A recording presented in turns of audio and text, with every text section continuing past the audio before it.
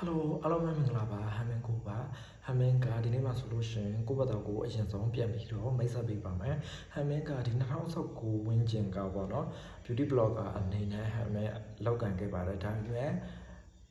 ဟမ်မင်ဘာလို့ရုပ်တရက်ပျောက်သွားလဲဆိုတဲ့အခါကျတော့ဒါတည့်ရလူလည်းရှိကောင်းရှိမှာပါဟမ်မင်ဒီ sun cream ကြော်ညာပေါ့နော် sun cream ကြော်ညာတဲ့အချိန်မှာဟမ်မင်ရဲ့အလုပ်ကကြတော့တလမှာ live နှစ်ခါလွှင့်ပေးရပါတယ်ကျန်တဲ့ဟာတွေကကြတော့ဒီတိုင်းကျတို့ရဲ့ blog လောက်တော့ပေါ့ live ဆိုတဲ့သဘောတရားကြတော့ဗီဒီယိုရိုက်တယ်လို့မျိုး attendance လုပ်လို့မရအောင်ပေါ့နော်အဲ့တော့ဟမ်မင်အနေက live ဝင်တဲ့ရက်မှာ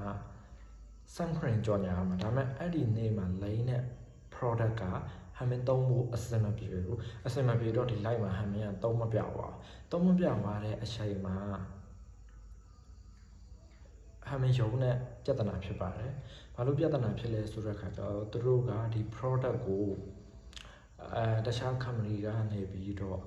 ဒီကြော်ညာကပေးပြီးတော့ဟမ်မင်ကိုကြော်ညာခိုင်းတာပေါ့နော်။ဆိုတော့ဟမ်မင်ကဒီ product ကိုပတ်စံသူတို့ဟမ်မင်တို့ရုံကတော့ပတ်စံယူပြီးသွားပြီ။ဒါပေမဲ့ဟမ်မင်ကအဲ့ဒီရဲ့ product ကိုအဆင်မပြေလို့ဆိုပြီးတော့မသုံးပြပါဘူးပေါ့နော်။အဲ့ဒီမှာပဲဟမ်မင်က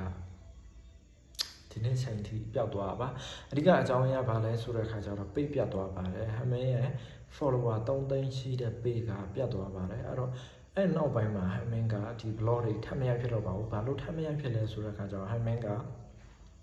ဗီဒီယိုတစ်ခါရိုက်တယ်ဆိုလို့ရှိရင်4နာရီဝန်းကျင်လောက်ကြာတယ်ဒါ edit လုပ်တော့မပါဘူးပေါ့နော်ဗီဒီယိုရိုက်တာကြီးပဲအဲ့တော့ဟမ်မင်ကပျောက်သွားခဲ့တာရမ်းကြပါပြီဟမ်မင်ရဲ့အာပိုလည်းဟမ်မင်တို့ဒါမှတ်မိကောင်းမှတ်မိနိုင်ပါဗလားပေါ့နော်အဲ့တော့ဒီနေ့မှဆိုလို့ရှိရင်ဟမ်မင်တရံကောင်းလေးပြောပြစရာရှိပါတယ်အဲ့ဒါတော့ဟမ်မင်ဒီနေ့ဆိုင်ရစပြီးတော့